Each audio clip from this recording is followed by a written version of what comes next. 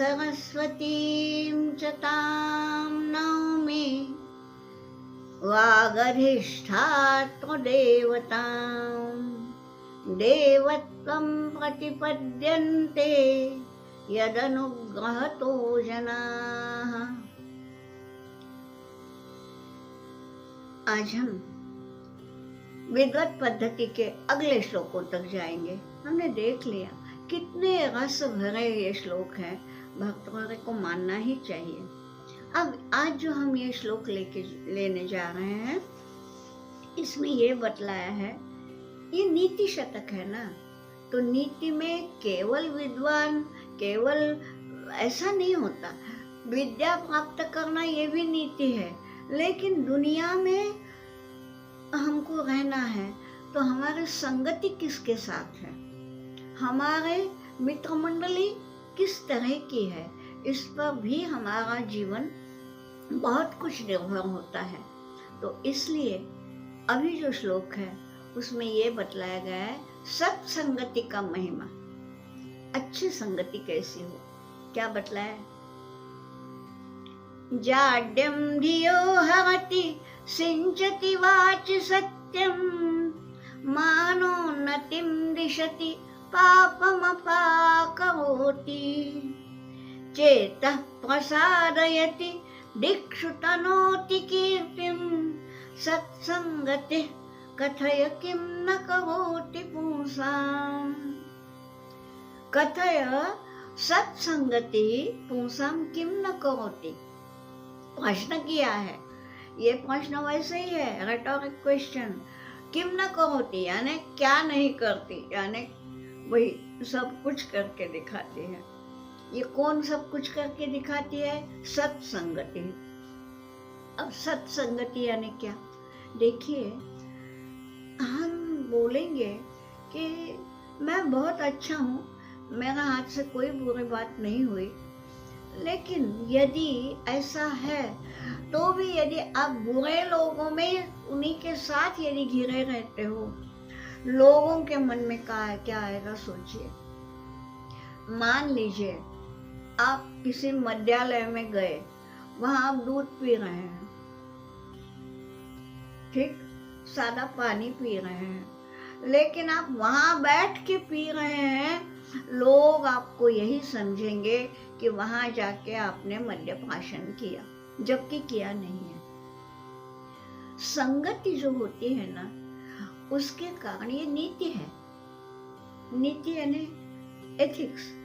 दुनिया में जैसे रहना, दुनिया में रहना है, और हमको यदि ये करना है कि हर कोई मुझे निष्कलंक समझे, तो स्वयं में कलंक ना होते हुए भी किसी कलंकित के साथ रहना, ये भी टालना चाहिए। आप बोलेंगे कि ऐसा क्यों? कलंकित तो वो है, मैं नहीं, साथ में रहने से क्या बिगड़ा? ऐसा है, यूं तो यदि आप उसको उसका कलंक छुड़वा सके और उसका उद्धार कर सके, तो इसके समान दूसरा पुण्य नहीं है। पर ये होगा ही जरूरी नहीं है। इसलिए कैसा है कि उनकी संगति टाल दो, यही सबसे अच्छा है। अब ये थोड़ा सा पलायनवाद है, मैं तो इसके आगे जाके कहूंगी नहीं, उनके साथ संगति करो और अपना प्रभाव उन पे डालो, उनसे प्रभावित मत हो जाओ। उनसे प्रभावित हो गए तो हम भी पीने लगेंगे, और हमसे यदि वो प्रभावित होता है तो वो पीना छोड़ देगा। तो ये जो है, अब जो हमेशा ही सत्संगति में है, ये हुई नीति विषयक सत्संगति। अब हम धार्मिक देख लेंगे। आज भी जहाँ भजन कीर्तन होता है ना, उसको ये लोग क्या बोलते हैं? कहाँ गए थे? सत्संग में गए थे। सत्संग बोलते हैं उसको, क्योंकि वहाँ बाकी कुछ गाने नहीं, डीजे नहीं चलेगा, वहाँ ऑर्केस्ट्रा नहीं बजेगा, वहाँ है तो गायन। कौन सा गायन है? वो गायन है जो हमारे सरस्वती देवी के हाथ में वीणा से बजता है, जो हमारे कन्हैया के बांसुरी से निकलता है, जिसका ताल हमारे शिव जी के डमरू से मिलता है। ऐसा गायन है, वो है भजन कीर्तन। वो भी सत्संग है। प्रवचन सुनना वो भी सत्संग है। ये धर्म की बात हो गई, ये ज्ञान की बात हो गई। परंतु यदि अध्यात्म तक नहीं भी जा रहे हैं, यदि साधारण जीवन जी रहे हैं, तो भी जो कलंकित है उनसे दूर ही रहे। ये बतलाया है। क्या बतलाया है? सत्संगति ही किम न करोति। ये सत्संगति जो है वो आदमी का कौन कौन सा भला नहीं करती, किस प्रकार से उपकार नहीं करती, तो क्या क्या करती है ये पहले बताया है। जाड्यम धियो हरति। धिया जाड्यम हरति। धी यानी बुद्धि, बुद्धि का जाड्य यानी बुद्धि की जड़ता। जड़ता में क्या होता है? हम सोचते ही नहीं जी, सूक्ष्म की ओर जाते ही नहीं। जो दिखता है सो है, बस, इसके अलावा कुछ नहीं। हमारे चार्वाक कहते थे ना, प्रत्यक्ष ये एकमात्र प्रमाण है, जो प्रत्यक्ष दिखता है वो है। बाकी हमारे दर्शन शास्त्र में और भी प्रमाण बताए गए हैं। प्रत्यक्ष तो है ही, अनुमान से भी हम जानते हैं। जैसे मान लीजिए कि अभी बारिश नहीं है, लेकिन सुबह है, समझो सवेरे का समय है और बारिश नहीं है, लेकिन मैं देखती हूँ खिड़की से झांक के, तो दिखता है कि बाहर की सड़क गीली है। इसका मतलब मैंने ये अनुमान लगाया कि रात को बारिश आई होगी। अब ये मैंने देखी नहीं है क्योंकि रात को मैं सोई थी, परंतु गीली सड़क देख के मैंने अनुमान लगाया। ये भी एक प्रमाण है। हमारे चार्वाक जैसे वो लोग होते हैं, वो बोलते ये सब नहीं, जो प्रत्यक्ष दिखता है वही प्रमाण। उसको एक ने पूछा था, बताओ क्या?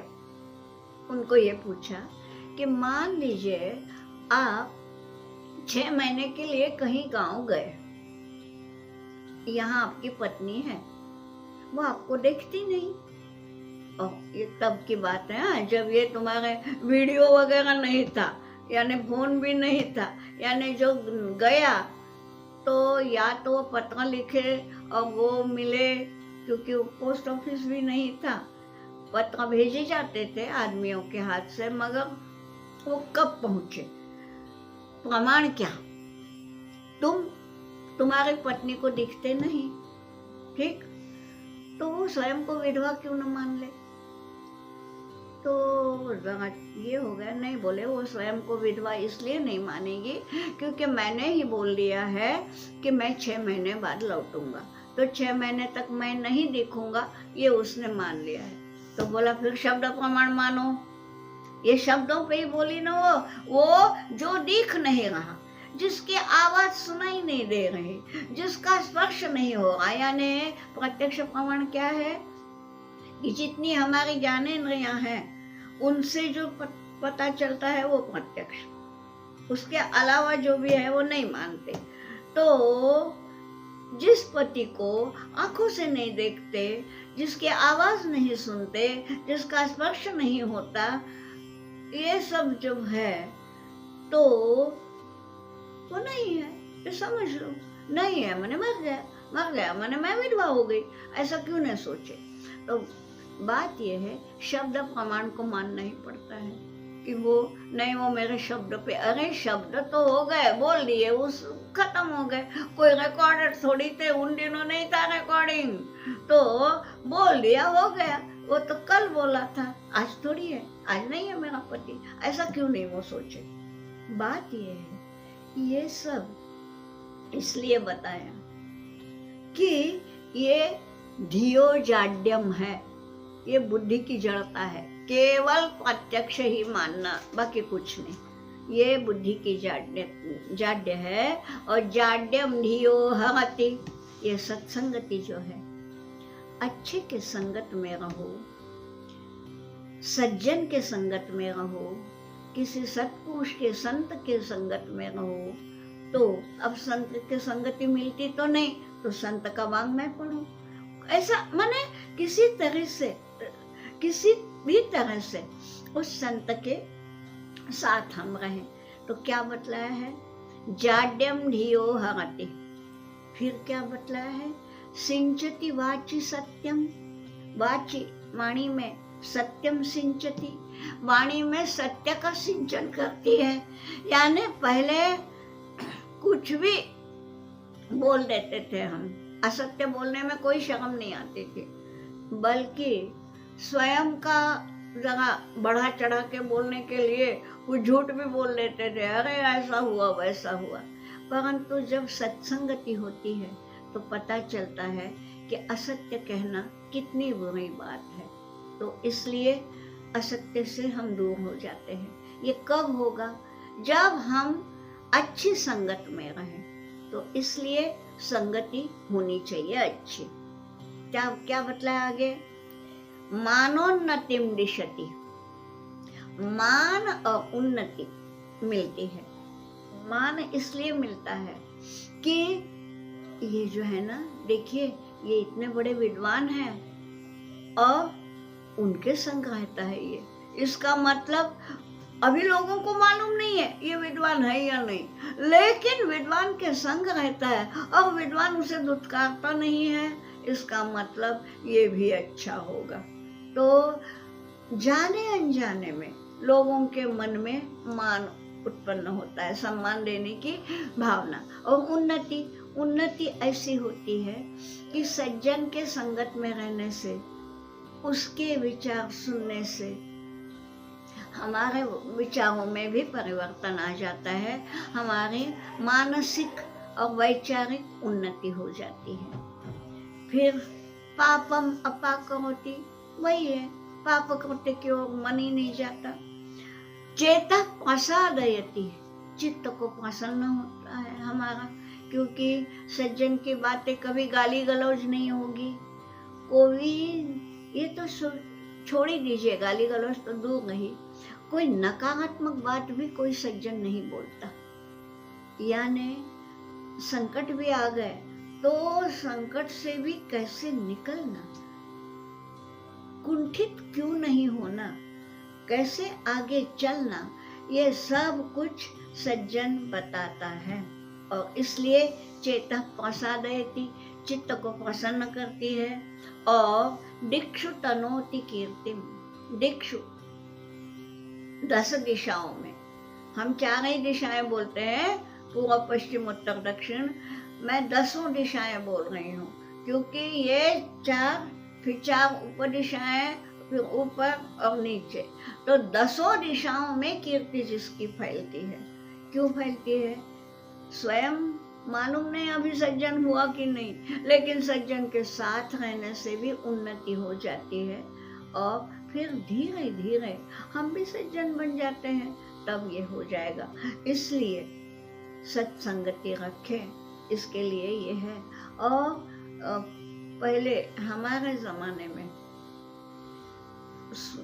शालेय शिक्षा में इस प्रकार के ये हुआ करते थे। और सच बताऊं कि हमारी पीढ़ी ऐसे ही इससे पली हुई है।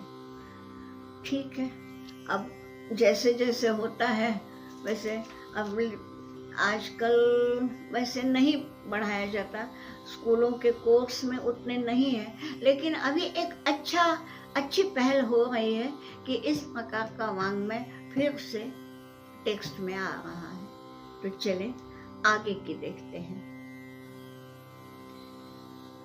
यहाँ ये बतलाया गया है, अगला जो श्लोक है उसमें, कि ये दुनिया जो टिकी है, देखिए हम हमेशा बोलते हैं दुनिया बदल गई, लोग बिगड़ गए, बोलते हैं। हम जहाँ 2-4 आदमी मिले कि यही बोलते हैं कि दुनिया बिगड़ गई और ये सब। मुझे बताइए बिगड़ गए यानी कितने? अब हम अपना ही देखें, हमारे आसपास में जितने लोग हैं, मान लीजिए 100 हैं, तो 100 लोगों में से केवल 2 ही दुर्जन होंगे। 98 सृजन ही होते हैं, फिर भी हम क्यों बोलते हैं दुनिया बदल गई और दुनिया बिगड़ गई? क्योंकि वो जो 2 है ना, वो सक्रिय रहते हैं। वो कहीं बम फेंकेंगे, कहीं आतंक करेंगे, कहीं धरना देके बैठेंगे, कहीं कुछ करेंगे। वो 2 ही हैं। 98% जो है वो है तो सज्जन, वो कुछ नहीं करते हैं। फिर भी हम बोलते हैं जमाना बिगड़ गया। तो बिगड़ने की क्षमता उनमें है, 2 में। इसका मतलब उनमें ज्यादा सामर्थ्य है। तो हमने वैसा होना चाहिए क्या? नहीं, हम लोग जो निष्क्रियता हमारी है ना, वो छोड़नी चाहिए। हमारे मन में पाप नहीं आता, लेकिन पापी जो है, जो पाप करता है, उसको विरोध करने की ताकत हमें है, लेकिन हम उसका उपयोग नहीं करते।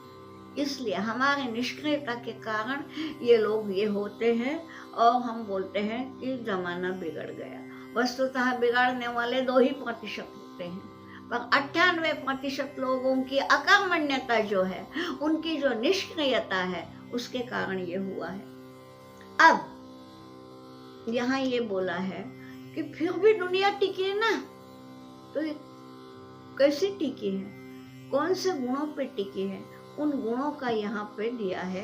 तेषु एव लोक स्थिति, ये है अंतिम शब्द, लोक स्थिति। ये दुनिया जो टिकी है, ये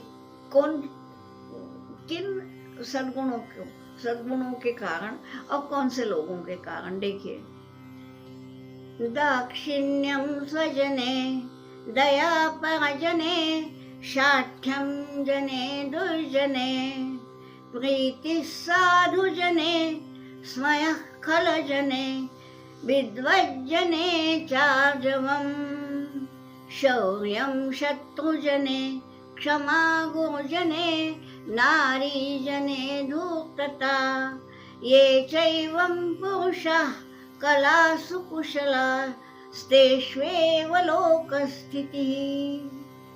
तेषु एव लोकस्थितिः, ऐसा कहा गया है कि ये जो लोक स्थिति है, ये जो दुनिया टिकी हुई है, ये तेषु, उनके कारण। किनके कारण?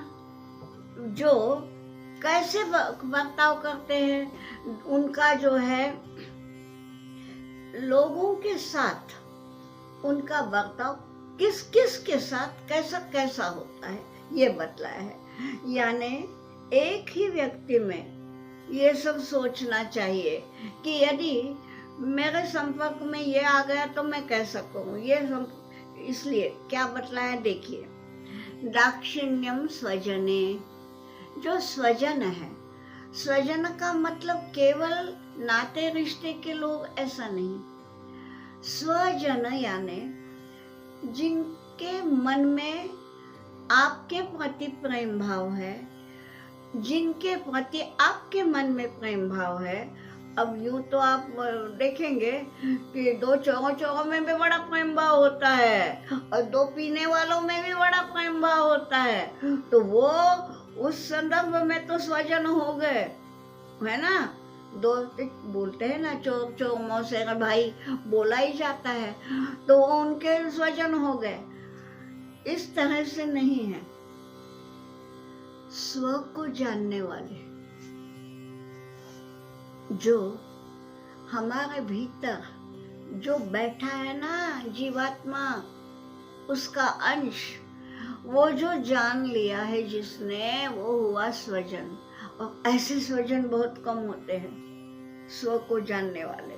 तो ऐसे यदि आपके संपर्क में आवे तो दाक्षिण्यम, उनसे दक्षिणता से ही। हमें केवल ना आज की दुनिया में स्त्री दाक्षिण्य मालूम है बस, और किसी के साथ दाक्षिण्य दिखाते ही नहीं, ऐसा नहीं। दाक्षिण्य किसको दिखाना चाहिए? जो ज्ञान से बड़ा है, जो वृत्ति से निर्मल है, जो साधक है, उसके सामने हमेशा दाक्षिण्य होना चाहिए, यानी नम्रता से उनके साथ आचरण करना चाहिए। तो दाक्षिण्यम स्वजने। और ऐसे लोग यदि हमारे सही में स्वजन हो जाए तो बात ही अलग है। हम खुद ही सज्जन हो जाएंगे, जैसा अभी बतलाया था कि सत्संगति कथय किम न करोति पुंसाम, तो सत्संगति अपने आप हो जाएगी यदि ऐसे लोग हमारे स्वजन हो जाए। ठीक है। फिर दया परजने, परजन यानी जो हमारा खास पास का नहीं है किंतु कुछ मांगने आया, कुछ यदि उसको कोई किसी चीज की आवश्यकता है, भले ही वो हमारा उतना निकट नहीं है तो वो पर ही हो गया, लेकिन ऐसे में दया, उसके साथ दयालुता से संबंध रखे। ये नहीं कि मैं तुमको नहीं पहचानता, कुछ नहीं। हाँ, एक बात है, वहां यदि कोई कुटिल है, कोई धूर्त है, तो हमने मूर्ख नहीं बनना है। पहले ये समझ लो कि ये परिजन जो है वो किस श्रेणी का है। यदि वो सही में सज्जन है, किसी समस्या में घिरा है, और यदि आप नहीं जानते, स्वजन नहीं है, परिजन है, तो भी आपने दया से ही उसके साथ बर्ताव करना चाहिए। दया परिजने। शाठ्यम जने दुर्जने, ये भी बताया है। शठे शाठ्यम समाचरेत। दुर्जन भी तो आते हैं जिंदगी में हमारे साथ, हमारे जीवन में कोई सज्जन मिलते हैं, कोई दुर्जन भी मिलते हैं, तो उनकी दुर्जनता की शिकार नहीं बनना है। हमें क्या करना है? शाठ्यम। तुम यदि शठ हो तो हम भी शठ ही बनेंगे, ये है शाठ्यम। दुर्जन का प्रत्युत्तर दुर्जनता से ही देना है, क्योंकि दया परजने, पराया है, पर पराया होते हुए भी यदि सज्जन है तो दया, पर जो दुर्जन है उसके लिए शाठ्य। और प्रीति ही साधु जने। साधु का अर्थ हिंदी में हम केवल सन्यासियों के लिए लेते हैं, वे तो साधु हैं ही, सवाल ही नहीं, परंतु साधु का अर्थ है अच्छा, भले जो लोग हैं। ठीक, भले ही वो भला मानस, वो सन्यासी ना हो तो भी एक सज्जन है, ऐसा जो है उसको साधु जन बोला है। तो प्रीति ही साधु जन। साधु जन के साथ हमेशा प्रेम से ही रहना चाहिए। जो सज्जन है उसके साथ स्वयं का ये बताना ठीक नहीं है, मैं कितना बड़ा हूँ। अरे हैं बड़े आप तो अच्छी बात है, टिके रहे अपनी बड़ाई पर, लेकिन अपनी बड़ाई और बड़प्पन किसी सज्जन के सामने, संत पुरुष के सामने नहीं बघारना। ठीक है, वहां कैसा है? प्रेम से रहो, इससे रहो। स्मयः खल जने। खल भी आते हैं हमारे जीवन में, ऐसा जरूर नहीं है कि सारे के सारे सज्जन ही आएंगे, अरे कोई खल भी आएंगे ना। तो स्मय का मतलब ये है अपना गौरव दिखाना। देखिए, जो खल है ना वो दुष्ट है। दुष्ट को यदि हम नम्रता से बात करें ना, वो भाषा ही नहीं समझ में आती उसके। हम जो बोलते हैं ना, हमें तुम्हारे भाषा नहीं समझ में आई, मतलब भाषा के शब्द मानूं मैं, शब्दों का अर्थ मानूं मैं, फिर भी समझ में नहीं आता। इसका मतलब उसका जो आंतरिक अर्थ है वहां तक वो खल पहुंचता ही नहीं। ठीक, तो ऐसे के साथ उसको स्मय दिखाना चाहिए। स्मय यानी गर्व, मैं भी बड़ा हूं ये दिखाना चाहिए। स्वयं गर्विष्ठ नहीं होना, मन में गर्व की भावना ना हो, परंतु यदि कोई अपनी अपनी बघारता है तो गर्व से कहो हम हिंदू हैं, वहां गर्व होना चाहिए। तो स्मयः खलजने, तो ये जो है स्मय खलजने, विद्वज्जने चार्जवम। जो विद्वज्जन है, विद्वान है, उनके सामने आर्जव हो। आर्जव का मतलब है रुजुता, सरलता। वो जो बोलेंगे ना उसको काटने की कोशिश मत करो। विद्वान है, अभी आपकी समझ में नहीं आई उसकी बात, हो सकता है, पर काटो मत, सोचो कि ये विद्वान ने कहा है ना, जरूर उसमें कुछ होगा, मेरी समझ में नहीं आया है, मैं बाद में चिंतन करके उसका अर्थ निकालूंगा।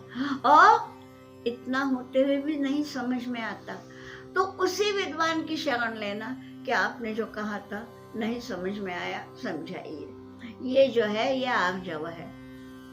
और वो क्या बोलता है, नहीं समझ में आता, छोड़ दो ना, ये जो है ये ठीक नहीं, इससे हम जहां है वही रहेंगे, हमारे मानसिक उन्नति होगी ही नहीं। इसलिए ये बोला है कि विद्वज्जने चार्जवम शौर्यम शत्रु जने। ये तो सीधी सीधी बात है, शत्रु के सामने अहिंसा की नीति नहीं करना है, शत्रु के सामने शौर्य ही दिखाना है। और क्षमा गुरुजन है, गुरुजन ने, अब आप ये बोलेंगे क्षमा हम गुरुजन को कैसे करें, गुरुजन हमें क्षमा करें, ये तो बात सही है, यहाँ उल्टा बोला है। बात यह है कि गुरुजन भी कभी कभी कड़वी बात बोलते हैं उसका मन में ये नहीं रखना, छोड़ देना। क्षमा गुरुजन है, मुझे इसीलिए आया। आगे जो है नारी जने धूर्तता, ये क्यों बोला होगा उसने, जो नारी के साथ धूर्तता से ही रहो, ये क्यों बोला है, शायद इसलिए मुझे ये ऐसा हुआ। अभी क्या हुआ,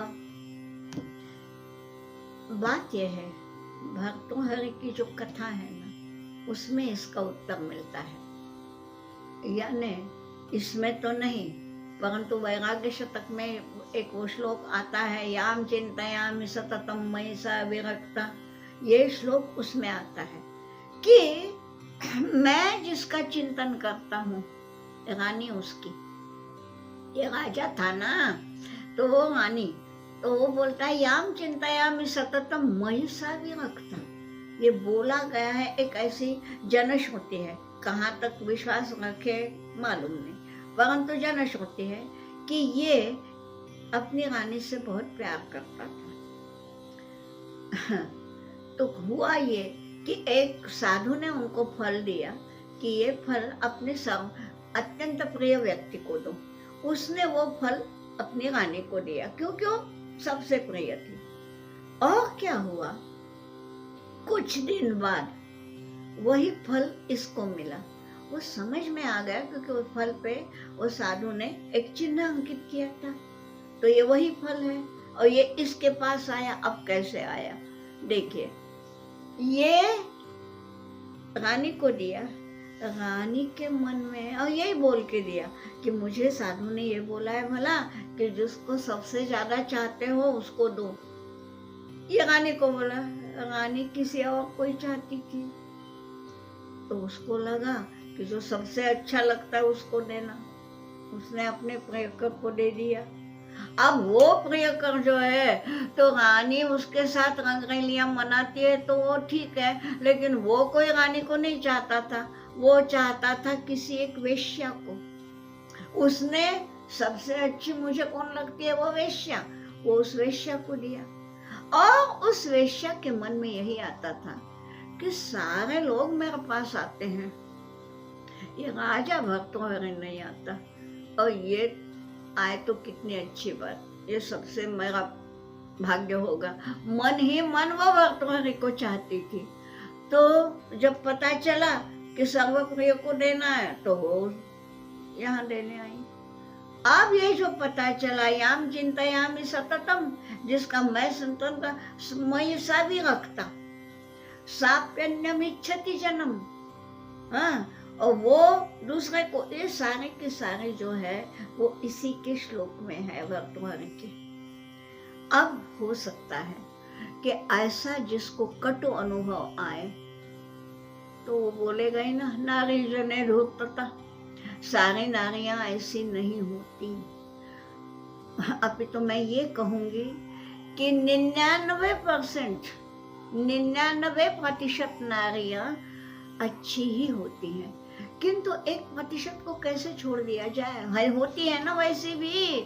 तो इसलिए नारियों के साथ धूर्तता से रहो, इसका ये मतलब है कि नारी भोली भाली होती है। कहा जाता है कि नारी के पास कोई गुप्त रहस्य कुछ रहता नहीं, कहा जाता है। तो इसलिए यदि कोई रहस्य बता दिया और उसने वो किसी दूसरे को जो नहीं बताना चाहिए, गोपनीय कोई चीज यदि नारी के सामने प्रकट की और वो गोपनीय होते हुए भी उस नारी ने यदि उसको जग जाहिर कर दिया तो बड़ा ये हो जाएगा। इसलिए धूर्तता से रहो, यानी अपने मन का हर रहस्य नारी के सामने मत रखो, ये बतलाया। तो ये जो लोग ऐसा करते हैं, यानी हर एक के जीवन में देखिए क्या बोला है, स्वजन आते हैं, परजन आते हैं, दुर्जन आते हैं, साधुजन, खलजन, विद्वज्जन, शत्रुजन, गुरुजन और नारीजन। ये सारे के सारे लोग हर एक व्यक्ति के जीवन में कभी न कभी आते ही हैं। यहाँ ये बोला है कि ऐसे लोगों के साथ इस प्रकार से जो बर्ताव करेगा, विद्वान मिला तो ऐसा, नारी है तो ऐसा, खल है तो ऐसा, ऐसा जो करेंगे ना, ऐसे लोग होते हैं कम, लेकिन उनके कारण लोक स्थिति ही ये च एवं, एवं यानी इस प्रकार, ये पुरुषाः एवं, जो पुरुष, एवं यानी इस प्रकार, कलासु कुशलाः, इस प्रकार से जो कला में कुशल है, ये कला ही है कि एक के साथ शाठ्य बताना, एक के साथ नम्र होना, एक के साथ गर्व बताना, ये सब जो है ये कलाएं हैं। तो ये पुरुषाः एवं यानी इस तरह कलासु कुशलाः तेषु एव लोक स्थिति, उन्हीं के कारण ये सारी लोक स्थिति यानी जो दुनिया टिकी हुई है वो इन्हीं लोगों के आधार पर टिकी हुई है। यहाँ वस्तुतः विद्वत पद्धति के जितने अच्छे श्लोक है वो हो गए हैं, परंतु मुझे एक लगता है कि एक छोटा सा श्लोक है जो विद्वत पद्धति में नहीं लिया गया है तो भर्तृहरि का ही, छोटा सा है, 2 पंक्तियों का, अनुष्टुप छंद का। उससे सही में ये नीति शतक जो है और विद्वत पद्धति जो है उसमें 4 चांद लग जाएंगे। तो ये देखते हैं क्या बोला है, परिवर्तिनि संसारे नूतः को वा न जायते, सजातो ये न जाते न याति वंशः समुन्नतिम। छोटा सा श्लोक है, ये बोला है परिवर्तिनि संसारे, ये संसार जो है, संसार यानी ये जगत, ये परिवर्तित होता है, यानी हर क्षण परिवर्तन होता है, दुनिया में भी और हमारे जीवन में भी। और ये निश्चित है कि जो जिसने जन्म लिया है उसकी मौत निश्चित है। तो यहाँ बोला है कि इस परिवर्तनशील दुनिया में मृतः को वा न जायते, को वा मृतः न जायते, कौन ऐसा है जो नहीं मरेगा, क्योंकि परिवर्तन होना ही है। आज जो व्यक्ति जीवित है, परिवर्तन होना है माने मरना है। तो इस परिवर्तनशील संसार में ऐसा कौन है जो मरेगा नहीं, किंतु उसको हम कहेंगे कि वो सही में जी गया, जिसका जीवन सार्थक हो गया। ऐसे कौन है? देखिए, जन्म लेना, कुछ दिन जीना, एक दिन मरना, ये तो हर एक का है, चाहे व्यक्ति हो, स्त्री हो, पुरुष हो, पशु हो, पक्षी हो, कुछ भी हो, ये तो है। तो ऐसे जीवन का क्या लाभ? इसलिए ये बोला है स जातो ये न जाते न वंशः समुन्नतिम याति। उसको हम कहेंगे कि वो जात है, जात यानी जी रहा है, जिसके जन्म के कारण ये न जाते न वंशः समुन्नतिम याति, जिसके जन्म के कारण पूरा वंश का उद्धार हो गया, नाम हो गया। कोई बोलते हैं ना कि नहीं, हर एक ने गृहस्थाश्रम स्वीकारना चाहिए, क्योंकि जब तक हम पुत्र नहीं पैदा करते तब तक हम पितरों का ऋण नहीं फेरते। ये बात है, तो पितरों का ऋण चुकाने के लिए पुत्र की उत्पत्ति करना, ये हमारा धर्मशास्त्र में कहा जरूर है। अब मेरा ये सवाल है, क्यों जी? संत रामदास के, विवेकानंद के कितने पुत्र थे? अच्छा, ये दोनों तो विवाहित नहीं थे।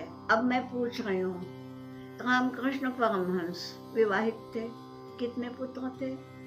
तो क्या उन्हें पुत्र नहीं है इसलिए हो गया क्या? उनको सदगति नहीं मिलेगी? अरे ऐसा नहीं है, उनके कारण उनका वंश अभी भी टिका है ना, उनका नाम है ना। ये सब सारे जो ज्ञानेश्वर, निवृत्ति ज्ञानदेव, सोपान मुक्ताबाई, कहाँ उन्होंने न किसी ने विवाह नहीं किया, किसी का पुत्र नहीं हुआ, लेकिन इनके कारण उनका वंश जो है वो समुन्नति, यानी उनका वंश, पुत्र क्यों चाहिए? वंश चले इसलिए ना।